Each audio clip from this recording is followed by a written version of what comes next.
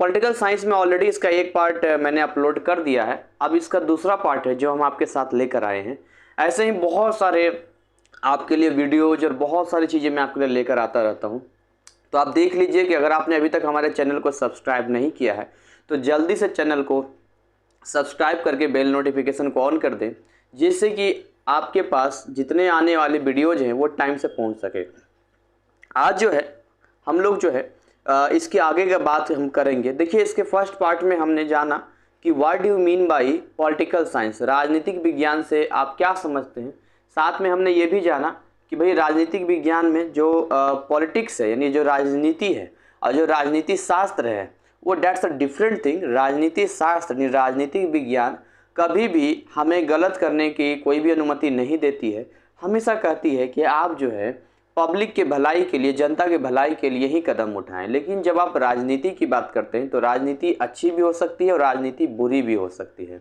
हालांकि इस टॉपिक को आप इग्नोर कर सकते हैं, लेकिन मेरा ये मानना है कि अगर हम पढ़ रहे हैं तो क्यों ना एक बार कम से कम अच्छे से सुन लिया जाए, जिससे कि वन टाइम में ही हमारे माइंड में कुछ ऐसी बातें दिमाग में सेट हो जाए जो एग्जाम के टाइम में इजीली हम कवर कर सकते हैं। हमारे पास अभी जो है क्वेश्चन नंबर 3 है यहाँ पर। अगर हम क्वेश्चन नंबर 3 की बात करते हैं यहाँ पर, तो ये क्वेश्चन नंबर 3 कहता है कि राजनीति विज्ञान और राजनीति में क्या अंतर है। देखिए, अगर आप राजनीति विज्ञान और राजनीति में अंतर की बात करते हैं, what do you mean by कि भाई पॉलिटिकल साइंस और पॉलिटिक्स में क्या अंतर है, तो वही मैं आपको यहाँ पर बता रहा था और बात कर रहा था कि ये दोनों ही चीज़ें हैं, अपनी जगह पर अपना अपना अर्थ रखती है। लेट बी सपोज, यदि मैं आपसे कहूँ यहाँ पे कि राजनीति विज्ञान जो है वो आप एक दूसरे से मिलते जुलते तो हैं, लेकिन राजनीति नाम दिया गया है। देखिए, अरस्तु ने अपनी एक किताब थी अरस्तु की, उसका नाम उसने पॉलिटिक्स यानी राजनीति रखा था। किसने? अरस्तु ने रखा था। लेकिन आजकल के जो आधुनिक विद्वान हैं दोनों भेद मानते हैं कि राज के शास्त्र को राजनीति ना कहकर राजनीति विज्ञान कहते हैं। मेरा भी वही मत है, मैं वही बता रहा हूँ आपको कि किस तरीके से क्या डिफरेंस होता है। अगर आप बोलते हैं राजनीतिक विज्ञान, दैट्स अ डिफरेंट थिंग, और जब आप राजनीति बोलते हैं तो राजनीतिक विज्ञान कभी गलत हो ही नहीं सकता है, कोई मीनिंग नहीं बनता राजनीतिक विज्ञान गलत होने का। लेकिन अगर आप राजनीति की बात करते हैं तो वहाँ पर आप आज के राजनेताओं यानी पॉलिटिक्स लीडर्स को आप लोग देखते हैं किस तरीके से अपने फ़ायदे के लिए कुछ भी झूठ बोल देते हैं, कुछ भी अपना जो है उल्लू सीधा करने में लगे रहते हैं। तो वास्तव में दोनों शब्दों में अंतर है और दोनों के अर्थ का अलग अलग चीज़ें हैं। तो आप इसको इशारा मतलब मैंने सारी चीज़ें आपको बता दिया है, ठीक है। आप इसको एक बार पढ़ लेना और बाकी देखिए इतनी सारी चीज़ें हैं जो कुछ बनाकर भी लिखी जाती है, तो बाकी आंसर्स आप पढ़ लेंगे आपको समझ में आ जाएगा। आगे हम लोग बात करते हैं यहाँ पर क्वेश्चन नंबर 4 की। मैं सीधा यहाँ पर आ जाता हूँ। क्वेश्चन नंबर 4 जो हमारा है, तो क्वेश्चन नंबर 4 यहाँ पर क्या कहता है, यहाँ पे राजनीति विज्ञान के संबंध में भारतीय ज्ञान तथा दृष्टिकोण की व्याख्या कीजिए। देखिए, अगर आप बात करते हैं राजनीति विज्ञान की तो उसमें भारतीय ज्ञान का क्या दृष्टिकोण है। अगर आप भारत के ज्ञान की बात करते हैं, भारतीय ज्ञान, सर भारतीय ज्ञान फिर क्या हो गया? भारत के ज्ञान का मतलब हो गया कि जैसे कि हम ये कहते हैं कि भारत में भी कुछ विद्वान हुए हैं। बताइए, हुए कि नहीं हुए? हुए तो हैं सर कुछ विद्वान। तो अगर भारत में कुछ विद्वान हुए हैं तो आप मुझे बताइए कि उस कंडीशन में फिर आप क्या कहेंगे इसको? तो लगभग 200 वर्षों तक ब्रिटिश साम्राज्य के अधीन था कि नहीं था भारत? जी सर था, तो 200 वर्षों तक अधीन था। अच्छा, इस काल में अंग्रेज या यूरोप के अन्य देशों ने भारत की सभ्यता और संस्कृति को, गौरवशाली इतिहास को कोई महत्व दिया क्या? नहीं सर, कोई महत्व तो नहीं दिया। अच्छा, 20वीं शताब्दी तक यही माना जाता था कि प्राचीन मध्यकालीन भारत में राजनीतिक चिंतक, विद्वान तथा लेखक नहीं हुआ है। बताइए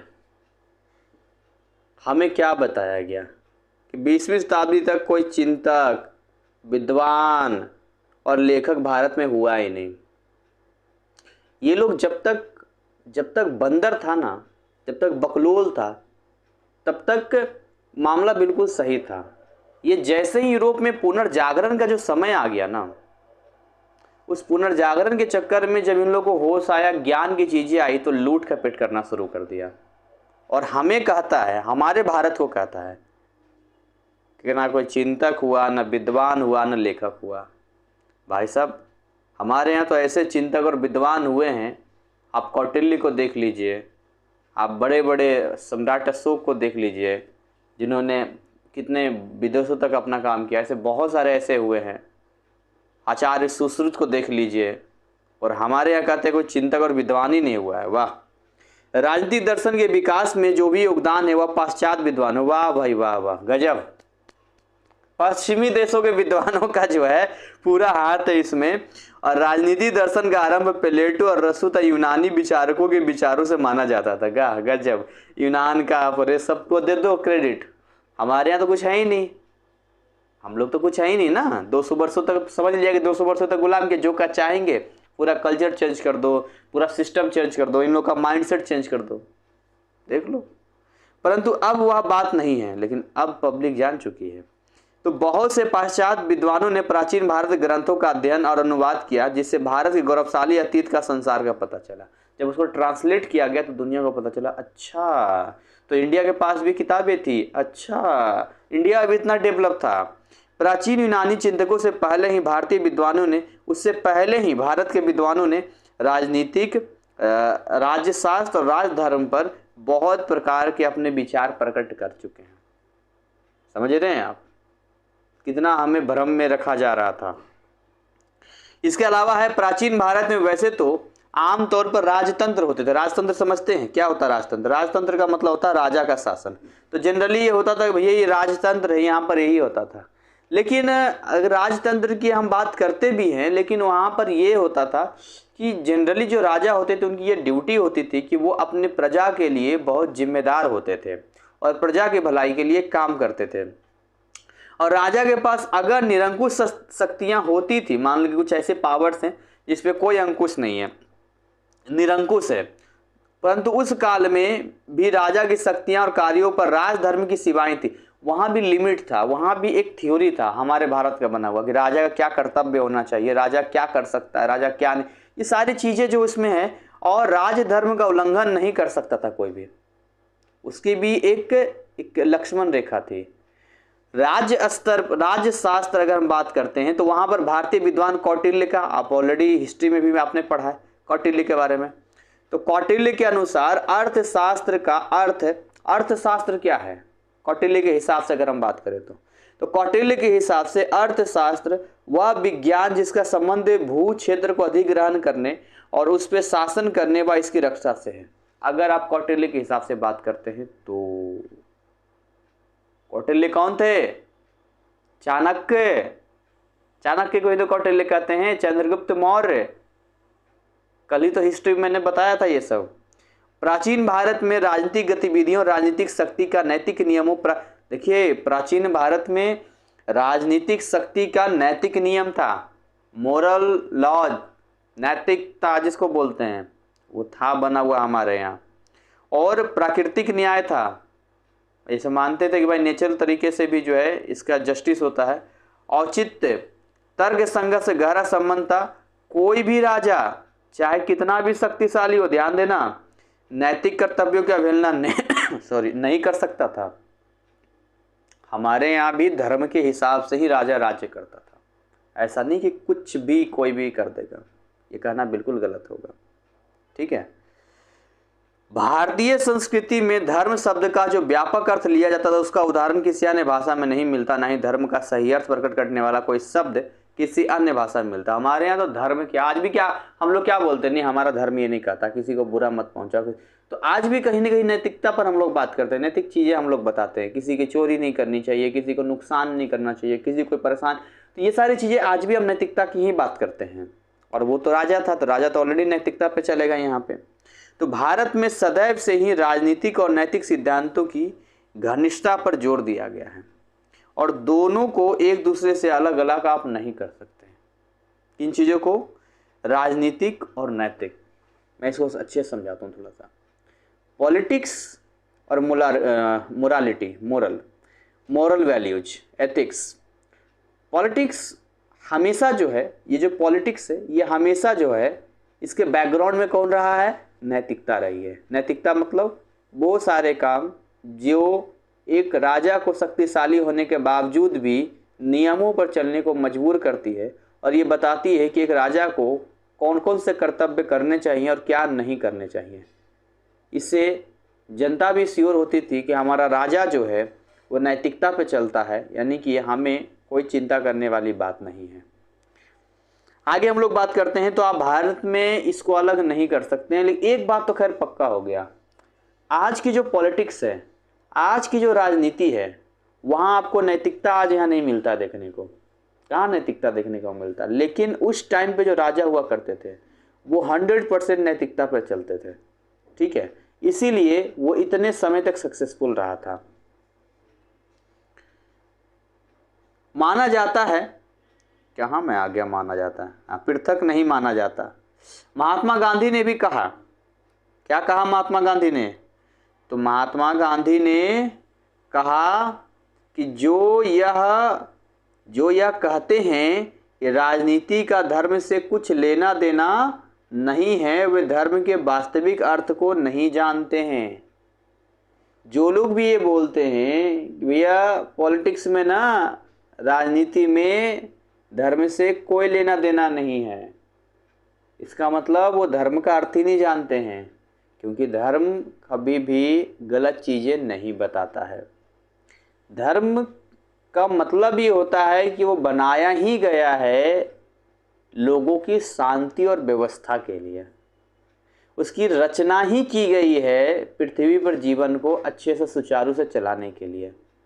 ऐसा नहीं है कि उसमें गलत करने वालों को सजा का प्रावधान नहीं होता है, होता है। मतलब धर्म एक कंप्लीट सेट है, जो आज जैसे कि आज भारत का संविधान आप मानते हैं, ठीक वैसे ही भारत का पुराने कल्चर्स में आप जाएंगे तो जो धर्म कहता है उसी धर्म पर लोग चलते थे। और आज भी कई लोग, हमारे आदर्श और संस्कार तो कहीं ना कहीं घर में मिलता ही मिलता है धर्म पे चलने के लिए। तो भारत में धर्म व्यक्ति के जीवन के सभी पक्षों को प्रभावित करता आया है, केवल राजनीतिक पक्ष को नहीं किया है। और हमारे देश में तो नैतिकता ऐसा खत्म हो गया है कि अब तो पूरी की पूरी पॉलिटिक्स ही रिलीजन के ऊपर होती है, धर्म के ऊपर होती है। अगर इस रिलीजन का मामला देश में क्लियर हो जाए, सब मिलजुल के अच्छे से रहने लगे, तो मुझे लगता है इन नेताओं की जो दुकान है वो बंद हो जाएगी। लेकिन नहीं, हम लोग उसको बंद नहीं होने देंगे। भाई हमारे बीच के तो लोग होते हैं, वी आर रिस्पॉन्सिबल, हम लोग इसके जिम्मेदार हैं ना, कि अगर कोई नेता धर्म के आधार पर, रिलीजन के अकॉर्डिंग कुछ बातें करता है या वोटिंग की बात करता है, हमें बांटने की कोशिश करता है, तो हम खुद बटे हुए हैं तभी तो बांटने की कोशिश करता है। कहीं जनता नहीं बढ़ती है तो वहाँ पर नहीं दाल गलता है उनका। तो स्पष्ट है कि भारतीय विद्वानों और चिंतकों ने भी राजनीतिक दर्शन को सराहनीय देन दी है। मतलब ये इतना लिखना पड़ा है, इतना लिखना पड़ा है कि भारत के भी कुछ लोग हैं जिन्होंने भी, उन लोगों ने इस चीज़ का भारत के राजनीतिक विज्ञान में उसका अपना योगदान दिया है। मैं तो इतना डिटेल में बता दिया। बेशक भारत को मान्यता काफ़ी समय तक नहीं मिली जो मिलनी चाहिए थी। कहाँ से मिलती? 200 वर्षों की ये जो गुलामी अंग्रेज़ों ने हमारे ऊपर थोपा, आज भी मानसिक रूप से कहाँ बाहर निकल पाए हैं? निकल पाए हैं क्या? ना चाहते हुए भी जो है देश के अंदर इंग्लिश को ऐसी प्रायोरिटी दी जाती है। आप इंग्लिश के अलावा बेशक तमिल भाषा अच्छे से सीख लीजिए और बहुत सुंदर तरीके से बोलिए, कोई आपकी ओर देखेगा भी नहीं। आप बांग्ला सीख लीजिए, आप कन्नड़ सीख लीजिए, आप मद्रासी सीख लीजिए, कोई नहीं देखेगा। दुनिया की और भाषा सीख लीजिए, कोरियन, जापानीज, नहीं सीख। लेकिन अगर आप इंग्लिश थोड़ा सा बोलना अच्छे से क्या सीख जाते हैं, या जो लोग अच्छे से इंग्लिश बोलने लगते हैं, क्या सोसाइटी में जो है उनका एक रेपुटेशन बन जाता है, क्या माइंडसेट बन जाता है ना। अब हमें समझ में नहीं आता है कि हम इस बात के बारे में सोचें कि 200 वर्षों तक इस भाषा के लोगों ने हमें गुलाम बनाया था, या ये सोचें कि वो बीती हुई चीज़ें थी, आज हमें अगर आगे बढ़ना है तो हमें भी इंग्लिश सीखना पड़ेगा, और हम भी उसी एक्साइटमेंट और उसी पैशन के साथ में इंग्लिश की कितनी अच्छे से सीखते हैं, जबकि हमारी भाषा संस्कृत भी है, उसके बारे में हमारे पास कोई नॉलेज नहीं है। इनफैक्ट हिंदी भी कई लोग लिख नहीं पाते हैं और हिंदी के शब्द नहीं समझ पाते हैं। दुख तब होता है। कहाँ निकल पाए हैं? कहते हैं निकल गए, कहाँ निकल पाए? वो जो पश्चिमी कल्चर है, वेस्टर्न कल्चर है, उसको हमने छोड़ा है क्या? नहीं छोड़ा है ना। तो आने वाली पीढ़ियाँ, आज हम 30% फॉलो कर रहे हैं, आने वाली पीढ़ियाँ 50% फॉलो करेगी, फिर कोई 70% फॉलो करेगा। तो हमारा अपना क्या रहा? आप तो अपनी चीज़ें भूलते जा रहे हैं ना। आप कपड़ों में भी देखेंगे तो बहुत सारे लोग जो है वेस्टर्न कल्चर को ही फॉलो कर रहे हैं। ऐसा नहीं खाली लेडीज ही आगे हैं, जेंट्स भी आगे हैं। अब हमें कितना अच्छा लगता है ना कोट पैंट ब्लेजर पहनने में, टाई लगाने में, एकदम मस्त जेंटलमैन लगते हैं ना। लेकिन क्या कभी हमें कुर्ता पजामा पहनने के बाद, क्या धोती आपने कभी सोचा है पहनने के लिए? क्या आपको प्राउड फील होता है? नहीं, शायद उतना प्राउड फील नहीं होता होगा, या उतना आप एक्साइटेड नहीं होते होंगे। बट अगर आप वेस्टर्न कल्चर को लेते हैं तो बड़े खुश हो जाते हैं। तो माइंडसेट है, 200 वर्षों की गुलामी है। कहते तो हैं हम लोग बिल्कुल आज़ाद हो गए हैं, स्वतंत्र हो गए हैं, लेकिन आपका दिल क्या कहता है? जो देश के अंदर माहौल है इंग्लिश को लेकर, बाकी चीज़ों को लेकर, लगता है कि कहीं ना कहीं हम मानसिक रूप से आज भी पश्चिमी सभ्यता के गुलाम हैं। आपको ऐसा नहीं लगता क्या? कमेंट सेक्शन में बताना। एनीवे, मैं आपका ज़्यादा टाइम नहीं लूँगा, 16 मिनट हो गया है। चलिए आगे हम लोग बात करते हैं। स्वतंत्रता की परिभाषा दीजिए और स्वतंत्रता के लक्षण बताइए। स्वतंत्रता क्या होता है? स्वतंत्रता, फ्रीडम, आज़ादी, क्या होता है? आज आप आज़ाद हैं कि नहीं हैं? स्वतंत्र हैं कि नहीं हैं? हैं?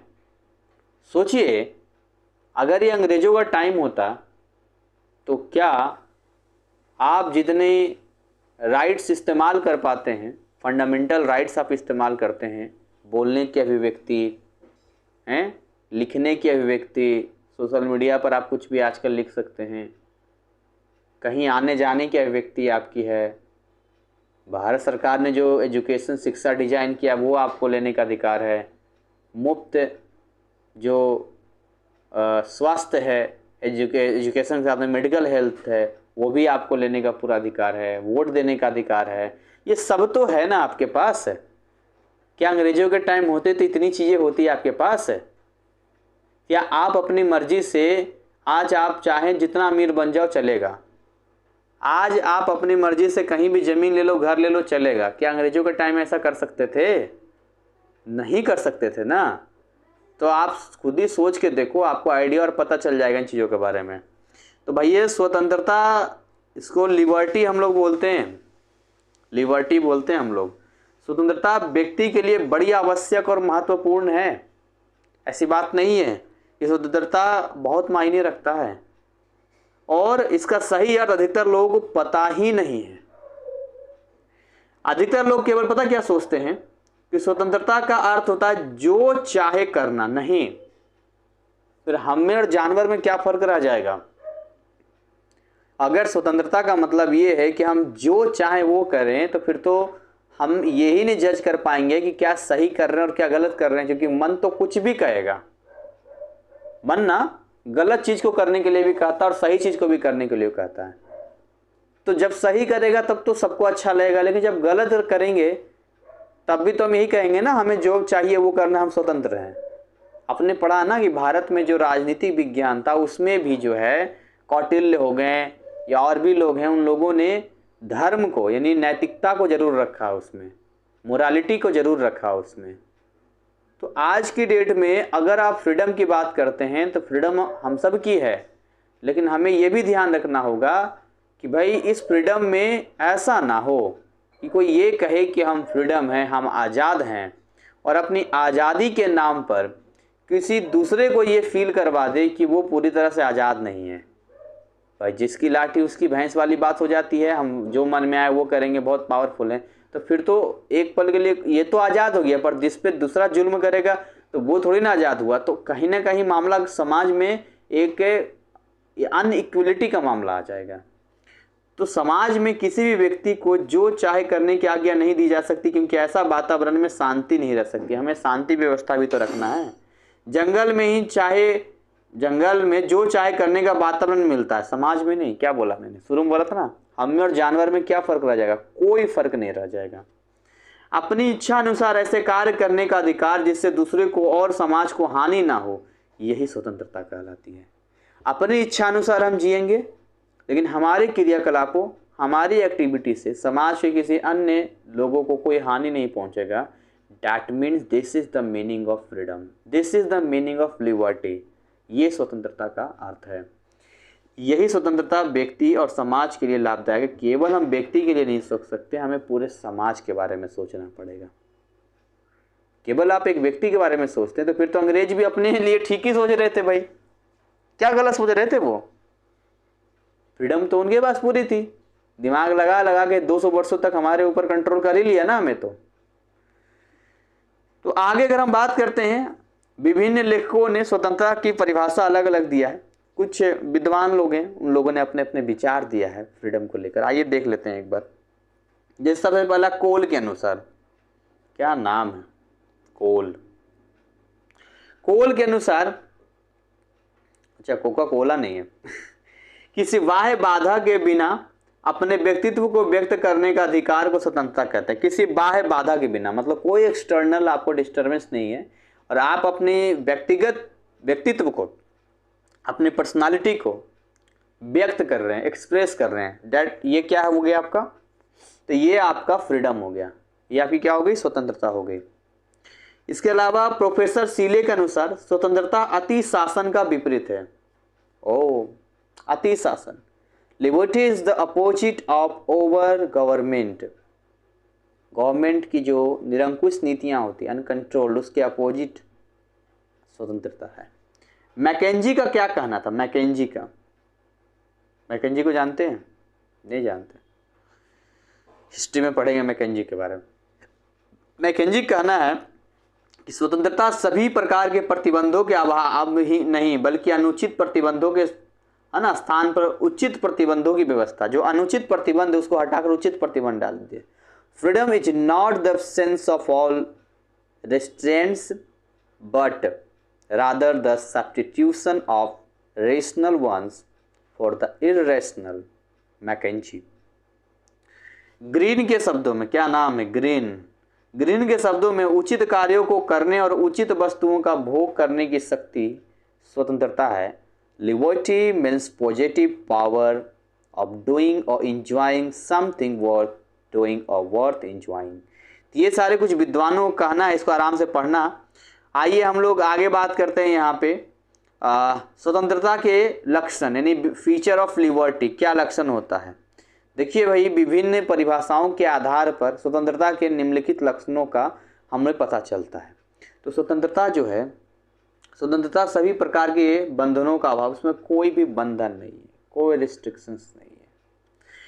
अनुचित प्रतिबंधों के स्थान पर उचित प्रतिबंध की व्यवस्था स्वतंत्रता है। व्यक्ति के जीवन के विकास के लिए उचित वातावरण, एक राइट वे में, एक बेटर इन्वायरमेंट, राइट इन्वायरमेंट ही फ्रीडम है, लिबर्टी है।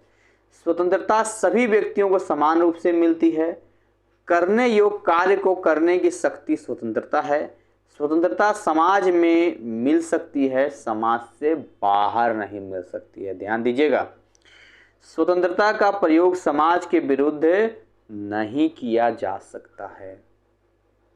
आप स्वतंत्रता के नाम पे, तो आतंकवादी लोग भी फिर करते हैं, स्वतंत्रता के नाम पे बोलते हैं हम आज़ाद हैं, हमारे पास लिबर्टी है, जो मन में आता वो करते। कहीं प्लेन हाईजैक कर लेते हैं, उनका अगर कोई लीडर किसी देश के जेल में बंद होता है तो उस सरकार को ब्लैकमेल करने के लिए, या कभी बम से किसी को उड़ा देते हैं, कभी कुछ कभी कुछ कभी कुछ कभी कुछ, ये सब उनका चलता रहता है। तो आज़ाद हैं पूरे तरीके से, है कि नहीं? लेकिन क्या उनका जो तरीका है, उनकी जो एक्टिविटी है, वो आपको नहीं लगता कि समाज के विरुद्ध है? वो अपोजिट टू द सोसाइटी, जिससे लोगों की समस्या होती है। भाई जब बम कहीं फटता है ना, तो वो ये नहीं कहता है, पूछता नहीं है कि फटूं या ना फटूं। अच्छा तुम हिंदू हो, तुम सिख हो, तुम ईसाई हो, तुम हिंदुस्तानी हो, अच्छा तुम हिंदुस्तानी मुसलमान हो, अच्छा, तब तो हम ज़रूर फट जाएंगे, क्योंकि हमें पाकिस्तानी ने भेजा है ना, हमें यहाँ के देशों ने भेजा है, हम तब तो ज़रूर फट जाएंगे। अच्छा, तुम पाकिस्तानी हो, नहीं फटेंगे, ठीक है निकल जाओ। पूछ के फटता है क्या वो? छोटे बड़े हर तरह के लोग होते हैं वहाँ पर। और सोचिए, घर में जब एक व्यक्ति, छोटे बच्चे भी होते हैं, सब आप जानते हैं, घर में कुछ इस तरह से हादसा होता है, और वो भी केवल इस वजह से कि एक एक्सीडेंटल भी नहीं है, ये जानबूझ की साजिश ही है, तो कितना दुख होता है उस घर के लोगों को, कितनी तकलीफ सहनी पड़ती होगी। तो क्या उनकी ये लिबर्टी आपको नहीं लगता कि समाज के अगेंस्ट है? This is the against society, है कि नहीं? कितना टाइम हो गया भाई? 25 मिनट हो गया। ओ खैर, स्वतंत्रता का व्यक्ति और राष्ट्र के लिए क्या महत्व है? भारतीय संविधान द्वारा नागरिकों को दी गई स्वतंत्रताओं की व्याख्या करिए। देखिए, importance of freedom for individual की अगर हम बात करते हैं तो स्वतंत्रता व्यक्ति के लिए बड़ी महत्वपूर्ण है। स्वतंत्रता पूर्वक कार्य करना, अपने कार्यों में अन्य लोगों के हस्तक्षेप को उचित ना समझना व्यक्ति का स्वभाव होता है। तो हमारे काम में क्यों इंटरफेयर करेगा वो? स्वतंत्रता व्यक्ति के लिए स्वाभाविक है, इट्स नेचुरल। लेकिन अगर जॉन लॉक ने स्वतंत्रता के अधिकार को व्यक्ति का प्राकृतिक अधिकार बताया, नेचुरल है ये, प्राकृतिक है ये, जिसे कोई सरकार छीन नहीं सकती। रूसो भी दार्शनिक थे, रूसो का कहना है कि व्यक्ति स्वतंत्र पैदा होता है, स्वतंत्रता व्यक्ति के जीवन विकास के लिए भी आवश्यक है। जो व्यक्ति स्वतंत्र नहीं है वह अपने जीवन का पूर्ण विकास नहीं कर सकता है। इसलिए स्वतंत्रता का अधिकार एक आधारभूत अधिकार माना जाता है। अमेरिका की स्वतंत्रता घोषणा 1776 में और फ्रांस की क्रांति 1789 में भी स्वतंत्रता के महत्व को स्पष्ट करता है। वहां भी हुआ था, याद रखिएगा भाई। उनको किसने किया? नहीं, उनको वहां के राजा ही थे जो निरंकुश थे, उनको कौन करेगा। और स्वतंत्रता के अधिकार को ऐसा अधिकार बताया गया छीना नहीं जा सकता। व्यक्ति के जीवन का महत्वपूर्ण, संपूर्ण और चहुमुखी विकास स्वतंत्रता के विकास में ही हो सकता है। तो ये सारी चीजें लिबर्टी के नाम पे। आइए आगे हम लोग बात करते हैं। इसमें तो बहुत सारी चीजें लिखा है कि राष्ट्र की स्वतंत्रता क्या महत्व, importance of freedom for Nations की बात करते हैं। देखिए, सीधी सी बात है, अगर किसी भी देश में राज्य का या लोगों का हित होगा तो ऑटोमेटिक जो राष्ट्र होता है, नेशंस होगा, ऑटोमेटिक वो डेवलप कर जाएगा। राष्ट्र किसी एक आदमी का नाम थोड़ी है, उसमें जितने भी लोग हैं देश में, उन सारे देश के लोगों को इकट्ठा करते हैं और उस भौगोलिक भूमि जमीन को उतना इकट्ठा करते हैं तो एक देश का स्वरूप और निर्माण आता है, जिसको हम एक नाम से जानते हैं। तो ये सारी चीजें हैं, ये भी देखना पड़ेगा। किसी भी देश में, भारत में खनिज पदार्थ वगैरह बहुत कुछ है, लेकिन हम आज़ाद तो नहीं थे ना, हमारी लिबर्टी तो नहीं थी, तो अंग्रेजी लोग उसका फ़ायदा उठाते थे। हमारे यहाँ घड़ा भर भर के सोना चांदी ले गया, पता नहीं कितना कोयला वगैरह इस्तेमाल करता होगा, क्या क्या चीज़ें उसने इस्तेमाल किया। आगे बात करते हैं, भारतीय संविधान ने भी नागरिकों की स्वतंत्रता दिया है। देख लेते हैं क्या क्या। सबसे नंबर वन पॉइंट सबसे लेफ्ट साइड में आपको देखना है, भाषण देने और विचार करने की स्वतंत्रता है। मैं डिटेल इतना अंदर नहीं जाऊंगा, बस ये समझिए यहाँ पर इसको व्यक्ति के अभिव्यक्ति बोलते हैं हम लोग इसको। तो भाषण देने और विचार प्रकट कर स्वतंत्रता, शांतिपूर्वक बिना हथियारों को इकट्ठा आप हो सकते हैं, उसमें हथियार नहीं होना चाहिए। समुदाय और संघ बनाने की आपकी स्वतंत्रता है। भारत के भू क्षेत्र में बेरोक टोक घूमने फिरने की स्वतंत्रता है।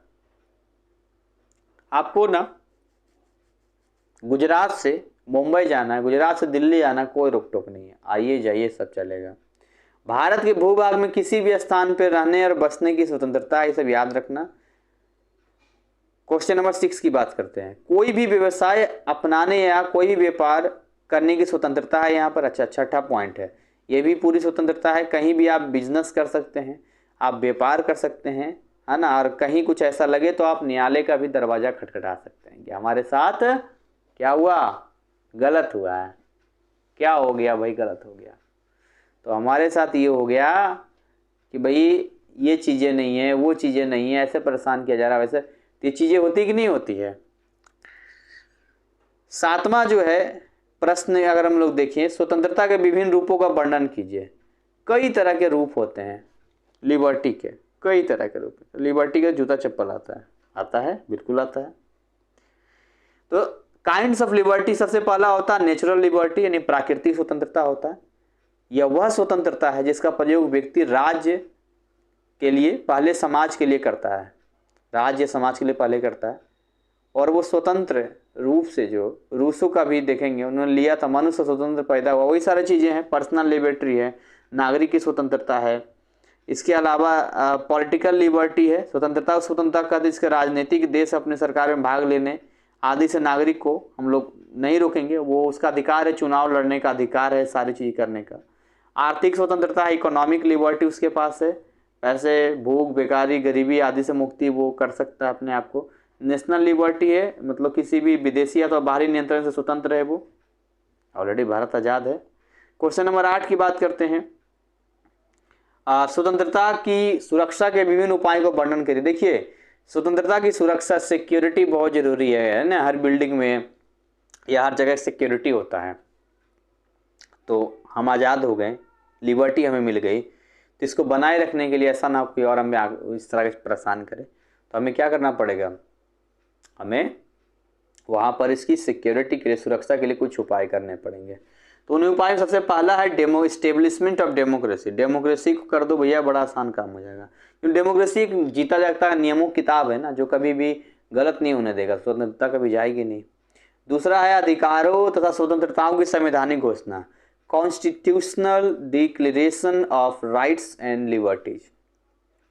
संविधान में अधिकार और स्वतंत्रता की घोषणा की गई। ऐसा नहीं कि कोई अपने मन से बोल रहा है कि हम स्वतंत्र हैं।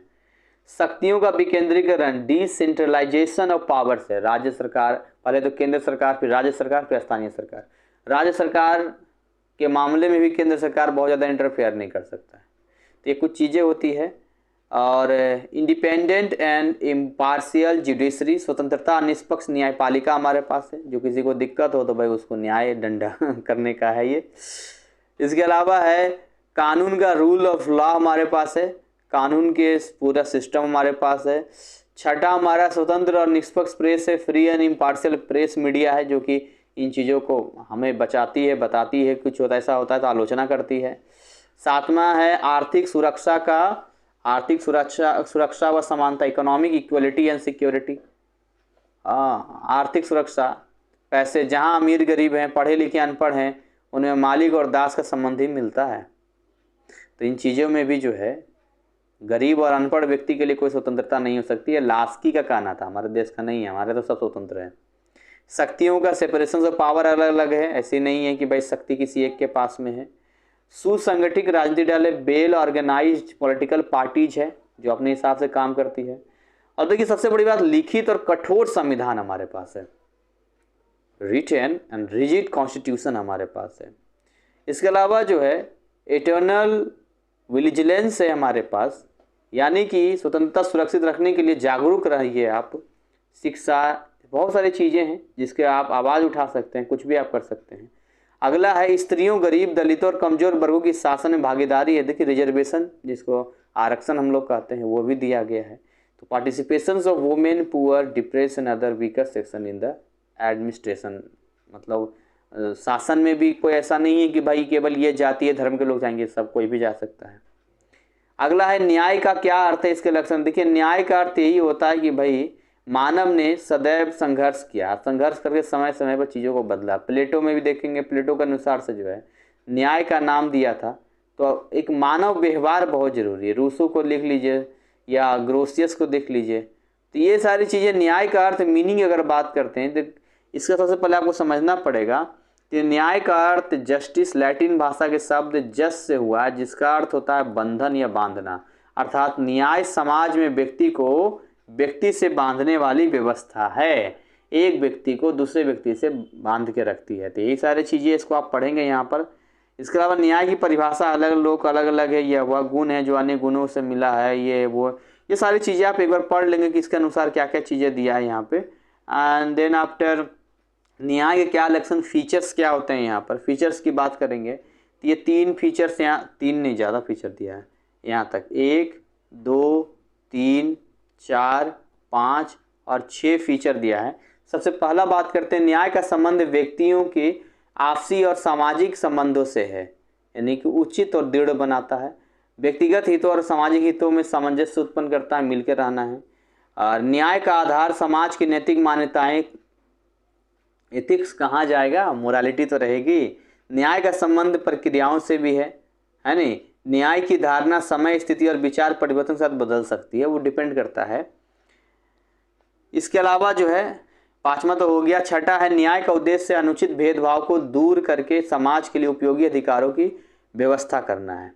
क्वेश्चन नंबर 10 की बात करते हैं यहाँ पर अगर हम कि संख्यात्मक न्याय और अनुपातिक न्याय का अर्थ बताइए। तो ऑलरेडी जो है 35 मिनट हो चुका है और इसमें अभी बहुत सारे सवाल बचे हुए हैं, तो मुझे लगता है अभी इसका एक पार्ट और बनेगा जिसमें कि हम इसमें बाकी सवालों को भी देख पाएंगे, समझ पाएंगे यहाँ पर। तो क्वेश्चन नंबर 10 तक हमने कर लिया, हमें क्वेश्चन नंबर आगे तक करना है। टोटल 23 क्वेश्चन इसके अंदर है, तो 23 क्वेश्चन है। तो हमने शायद क्वेश्चन नंबर 3 से स्टार्ट किया था, तो 7 क्वेश्चन के आसपास किया है। कोशिश करेंगे कि इसके अगले पार्ट में इसको अच्छे से कंप्लीट कर दिया जाए, जिससे कि आप तक ये चीज़ें अच्छे से पहुंच जाए।